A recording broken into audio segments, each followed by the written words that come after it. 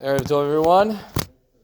So we spoke on Sunday about Korban Tamid. Et hakeves echad taseh baboker, and one lamp in the morning, one lamp in the afternoon, symbolizing the consistency. Yes, thank you. That we need to have, like after all the parties we have last weekend. Now we enter into life. I want to take that and add on that something more. So. The main theme of Book of Vayikra, of course, is the sacrifices. A lot of sacrifices that we're reading about.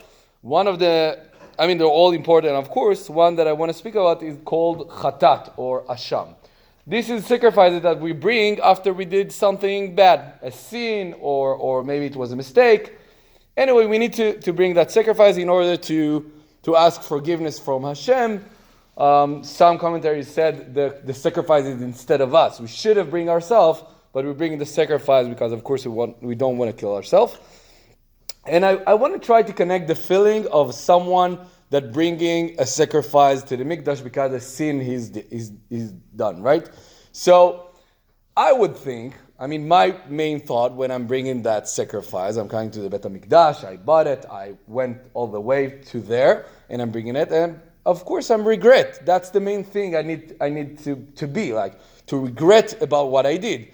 And to think, I'm so sorry that I did it. I wish I've never came to a place that I did that sin, or what point in my life make me did that mistake. That usually the thinking that someone had when he's bringing, that's something I guess about myself, I would think when I'm bringing a sacrifice. But I want to suggest another direction, and that is, okay, we did that mistake, and now God brought us the opportunity to fix that, right? It's not like something we did and there's no way back. That's the old great thing about tshuva, about doing something and regret about that and doing the tshuva, and then some saying your sins became even your rights. It became like even good for you if you did a real tshuva. So instead of thinking, I wish I never get to that point, oh my God, I was such a horrible person to do that sin, I can think now, what's a beautiful thing that till that point I did something bad. But now God gave me the opportunity to recognize, oh, that's a new opportunity to start something new. And I have that sacrifice to ask forgiveness, to give me like opportunity to say, okay, that's it. I'm sorry. I'm a new person right now about that point, and I can start a new way. And I'm saying that because I want to connect that. Today, Baruch Hashem, myself, but also all the guys here the guys I'm saying, like generally all the one that going through the Daf Yomi knows. We ended today Masechet Chagiga that ended also all Seder Moed. It's like a whole 1 out of 6 darim in the Shas. It's a huge thing. It's a big deal. Almost third of the Shas is behind of us, almost. And one can say, oh my God, I cannot believe almost third of the Shas is behind of me. That's it. See you in 5.5 years. Maybe then I'll join and start from the beginning, and I'll have the chance maybe to learn it.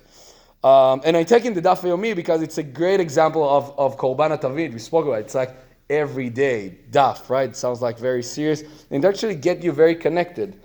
And we started a new Masechet, new Seder Nashim. It's a very hard one actually. Our next siyum, if you're going to have like siyum very quickly, you had that like in the last 2 months, right? The next siyum is like July 7th. So we have time for that. So it's about contingency and not about like having a rushing siyum. But I just want to say, if you don't know it, you might know it. One way to learn Daf Yomi, yes, is to come here to the class. Rabbi Furman is great, giving shiur if you want.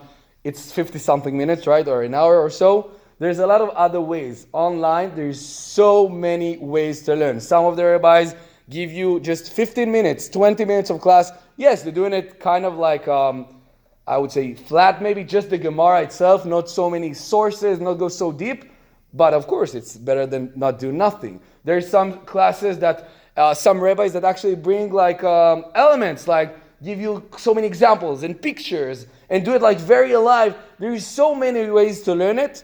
And just a suggestion for you, we can now it's that point. Like I'm saying, like it's like a sacrifice, right? You can think, okay, I missed so many of it, there's no chance I can do it, I cannot do it, I'm regretting on that and whatever. But you can also say, okay, I'll find my way to join in that beautiful and amazing project. And I think we spoke about how every day we're doing the small stuff that connect us to Hashem. Yes, we had that amazing installation last weekend that gave us a booster of inspiration. We're going to have like Purim. We're going to have so many events during these coming 2 or 3 months. But the main thing of it's not just the booster shots. It's like the daily life. And the Daf Yomi is a small, important, it's achievable something that we can do. And that my recommendation to you tonight is try to join. Again, if you cannot do it, be here every morning with Rabbi Foreman. Try your best to find something online, so you won't regret next time we're finishing a seder. We're going to say Rabbi